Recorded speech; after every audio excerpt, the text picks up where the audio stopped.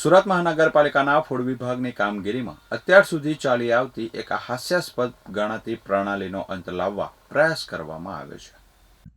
વર્ષોથી એવી સ્થિતિ હતી કે દિવાળી, હોળી, શ્રાવણ માસ કે ચંદી પડવા જેવા મુખ્ય તહેવારો આવે ત્યારે જ ફૂડ વિભાગ સક્રિય થતો હતો અને ધડાધડ સેમ્પલો લેવાની કામગીરી શરૂ કરવામાં આવતી હતી.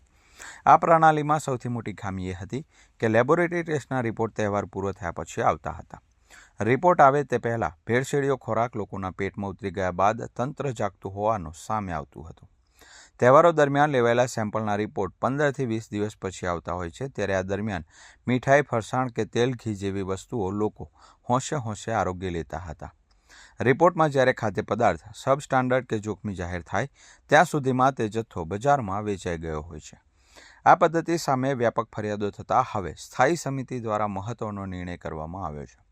હવે ફૂડ વિભાગે વર્ષના 365 દિવસ સતત કાર્યરત રહીને ગમે ત્યારે સરપ્રાઇઝ ચેકિંગ કરવાનું રહેશે. સ્થાયી કમિટીની ચર્ચા બાદ ફૂડ વિભાગના અધિકારીઓને કડક સૂચના આપવામાં આવી છે કે હવેથી શહેરના તમામ ઝોનમાં આવેલી ડેરીઓ, ફરસાણની દુકાનો, મીઠાઈના વિક્રેતાઓ અને નાની મોટી રેસ્ટોરન્ટ્સમાં ગમે ત્યારે તપાસ કરવામાં આવશે. આ કામગીરી માત્ર દેખાવ પૂરતી ન રહે તે માટે દરરોજ લેવાયેલા સેમ્પલનો ડેલી રિપોર્ટ તૈયાર કરવાનો રહેશે. ત્યારે સમગ્ર મહિના દરમિયાન કરેલી કામગીરીનો વિસ્તૃત અહેવાલ દર મહિને મ્યુનિસિપલ કમિશનર સમક્ષ રજૂ કરવો ફરજિયાત બનાવ્યો છે. સુરત મહાનગરપાલિકાના ઇતિહાસમાં જાહેર આરોગ્યને લઈને અત્યાર સુધીનો સૌથી મોટો વહીવટી સુધારો જોવા મળી રહ્યો છે. શહેરના લાખો નાગરિકોના સ્વાસ્થ્ય સાથે થતા ચેડા રોકવા માટે સ્થાયી સમિતિના ચેરમેન રાજન પટેલે તાજેતરમાં ફૂડ વિભાગની ઢીલી કામગીરી મુદ્દે અત્યંત આકરું વલણ દાખવવામાં આવ્યું છે. ચેરમેનની સૂચના અને કમિશનરના આદેશ બાદ આજે વહેલી સવારથી જ સુરતના સેન્ટ્રલ, વરાછા, કતારગામ, રાંદેર અને ઉધના સહિતના તમામ ઝોનમાં ફૂડ સેફ્ટી ઓફિસરોની ટીમો ત્રાટકી હતી. ખાસ કરીને મીઠાઈની દુકાનો, ડેરી ફાર્મ, મસાલા વિક્રેતાઓ અને હોટલ રેસ્ટોરન્ટમાં સરપ્રાઇઝ ચેકિંગ કરવામાં આવ્યું હતું. અનેક જગ્યાએથી શંકાસ્પદ તેલ, દૂધની બનાવટો અને મસાલાના સેમ્પલ લઈને લેબોરેટરીમાં ચકાસણી અર્થે મોકલવામાં આવ્યા છે.